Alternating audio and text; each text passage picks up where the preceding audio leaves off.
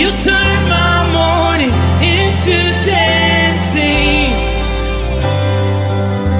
You turn my morning into dancing.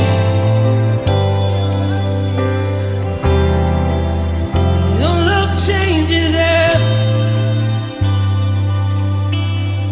There's something about your love. Something about your love changes everything. Changes everything. Something about your love. Something about your love changes everything. Changes everything. Something about your love. Something about your love changes everything. Changes everything. Something about your love. Something about your love changes everything. Changes everything. Something about your love. Something about your love changes everything. Changes everything. Something about your love. Something about your love changes everything. You turn my morning into dancing. You turn my morning into dancing. You turn my morning into dancing. You turn my morning into dancing.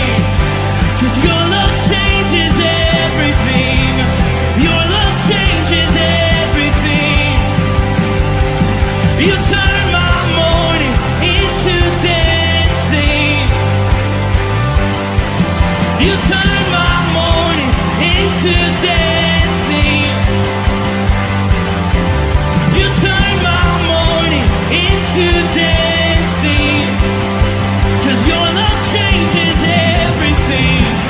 Your love changes everything.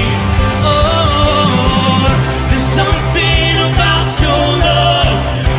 Something about your love changes everything in my body. Oh, something about your love. Something about your love changes everything. It changes everything. Something about your love. Something about your love changes everything. It changes everything. Something about your love. Something about your love changes everything. Changes everything. Something about your love. Something about your love changes everything. Something about your love. Something about your love changes everything. Changes everything. Something about your love. Something about your love changes everything. Changes everything. Something about your love. Something about your love changes everything. You turn my morning into dancing. You turn my morning into dancing. You turn my morning into dancing.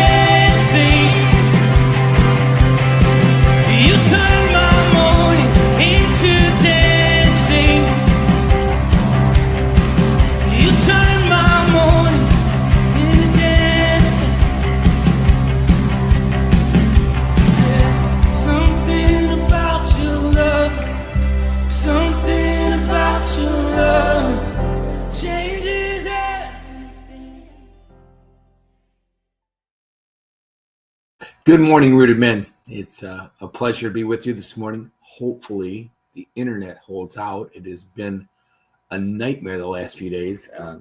This morning, I got up. I couldn't even create the broadcast because the internet was working so badly. I restarted the modem a couple times, and ever since the storms went through, it seems like it's been kind of sketchy.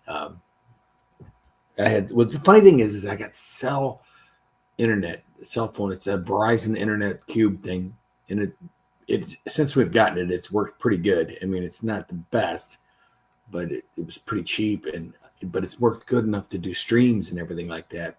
But the other night, after the storms, it wasn't working at all, and yet my cell phone was working perfectly. And I'm like, I think there must be an order. And that falls on the bottom of the order, is all I can figure. Anyway, it seems to be working at this moment, so let's get to it. What do you think? Good morning, Chuck. Glad you're with me. Shalom, gentlemen, he says. Ken Goose says, good morning, brothers in arms. And Steve Ponowirsky. It says we have 8 online. So we're missing Bert, and we're missing a couple others. But that's cool. We can... look at what we're going to read today. Today we're going through Psalm 58. 58. That it's amazing to me how many of these are short.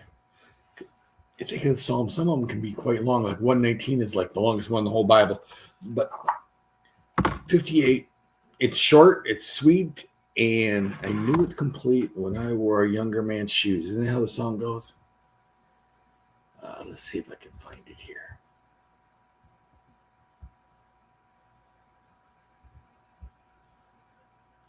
And I can't say for sure that I ever knew it complete. I was just, all of a sudden, song lyrics popped into my head. Go figure. All right.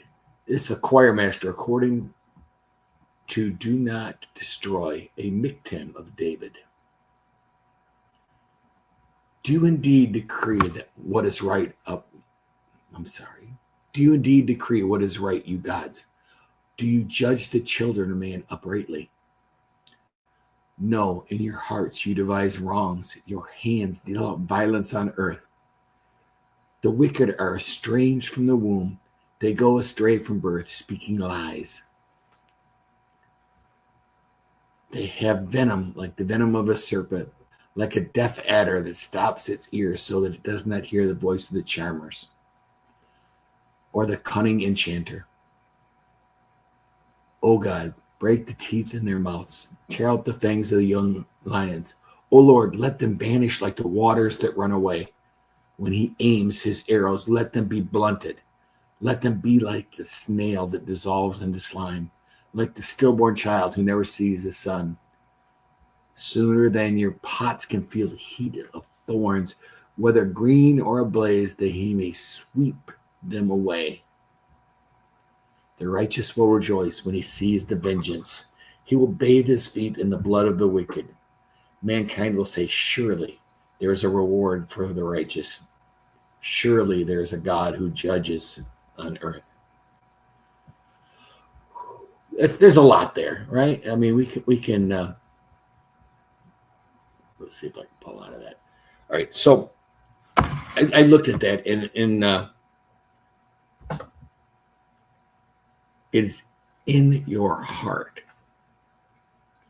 David is pretty clear that the leaders and the judges are tainted. Their hearts are evil, and they want wishes. And really, that's a pretty common thread in most of the scripture we read. We look at Micah. Micah pointed out that God points directly to the leaders of Israel. He points it out right to them. He says, you love to hate the good and love the evil. That's in Micah. Micah was going through this very same thing. In Jeremiah, the heart is deceitful above all things and desperately sick. Who can understand it? Jeremiah struggles to understand the human heart. God, is giving these messages to Jeremiah, and he's going, what's going on? And in Zechariah, in verse 10, he says, do not oppress the widow, the fatherless, the sojourner, or the poor. Let none of you devise evil.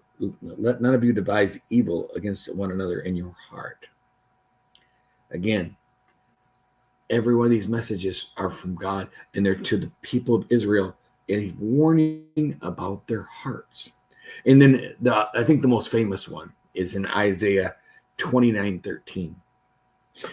The Lord, in Isaiah 29:13, and the Lord said, because the people draw near me with their mouths and honor me with their lips, while their hearts are far from me.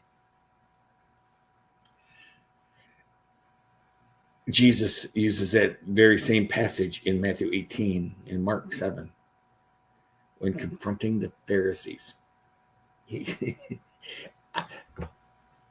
points out so clearly that all their duty and all their ceremonies and all their junk is just junk. Their hearts are somewhere else. Their hearts are tainted and flawed. David's clearly pointing out in his verse here that the rulers or the judges, what is wrong with them? He goes on to compare them to venomous snakes that not only venomous snakes that can turn off. There's a ancient practice called snake charming, where they play music and the snake does stuff.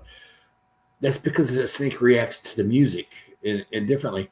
Well, his term of the deaf adder is one that refuses to hear the truth. So what he's saying to these leaders is, not only are you venomous snakes, but you refuse to hear the truth. I mean, that could be said so well about the Pharisees as well. David understands. He calls on God to act, though, and if we know anything about David, he went through a lot. I mean, he did have his flaws and he did have his things, but he spent the early part of his life running and hiding, and that's always a challenge. So from this psalm, for me, if I take anything away from the psalm, it's that no matter our actions, God sees our heart. When we feed the poor, he sees our heart. When we donate from our excess, God sees our heart. When we offer a helping hand to someone, he sees our heart. In everything we do and say. And this is the thing that's hard for me, because we think we understand everything, and then we think, no matter what I do and no matter what I say, God knows exactly my heart while I'm doing it. My heart is on full display. So I guess the question would be is, how do we do works with a grateful heart? I got all my notes and I'm done, and I'm thinking to myself, I didn't answer any questions. If he sees our heart, I think that means our blind do. But what if we want to do these things? Is it a challenge to find things that move our hearts, your passions lie? If you're passionate about art, do it to the glory of God. If you're passionate about being people and being around people of different cultures and of different ethnicities, or just people that are different than you, do it, because that's your passion. That's what you want to be part of, and you can work it into God's kingdom so that you're benefiting and God's benefiting and God's loving your heart for doing it. I guess is no, I didn't answer the question, which is was funny to me, because I usually look through it. I always ask myself a question at the end of every devotion: what does that mean to me? And that's the question, but I never really did answer it. And I'm not sure I can answer it for you. And I'm not sure anybody can answer for anybody else. We have to find what makes us, what we're passionate about into our life and turn it into good. That's what I have for you today, boys. I hope it was a blessing. I'm hoping the internet held out to the end, which makes me scared that it wasn't working very good, but let's try it. Let's see. Pastor Tom came on. Good morning, Rudiman. That was Steve. Bert showed up. I told you he was out there. And Dave Donnelly. Good morning, Dave. Okay, that's what I have for you today, guys. I hope it was good. It's the heart's a funny thing, isn't it? We think, yet if it's not real, what good is it? Thank you for joining me this morning. I pray this was a blessing. And while I'm fishing for my end page, I'm going to say, have a firmly rooted day, and may someone see Jesus in you.